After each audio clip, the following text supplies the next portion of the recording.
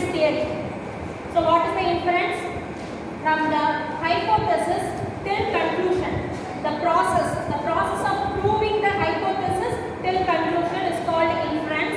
So we are using rules, basic rules for the inference theory, right? So you all know what is premise. Premise is hypothesis. Okay? Premise is hypothesis means some condition.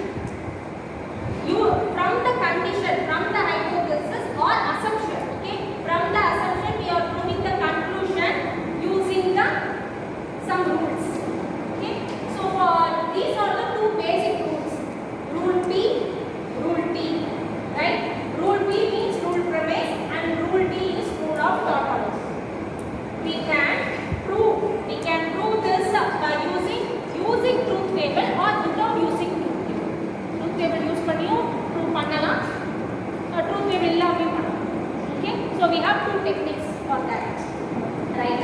So for the types of proofs, direct proof means directly from the assumption, given assumption, using the laws, we are just proving the conclusion from the assumption. Okay? For the indirect proof, we are not able to prove from hypothesis the conclusion. We are not able to prove. That's why we are using indirect proof. Just like that, the conclusion, we are taking our assumption as negation of conclusion. Negation of conclusion, and from the negation of the conclusion, we are proving negation of the hypothesis. So this type of proof is called indirect proof. Right? Okay. So next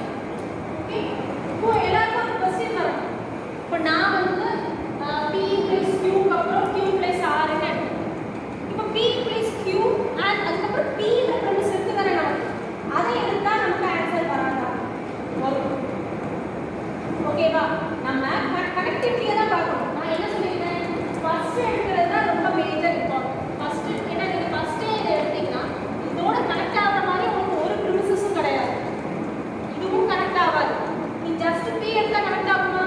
connect ஆகாது. So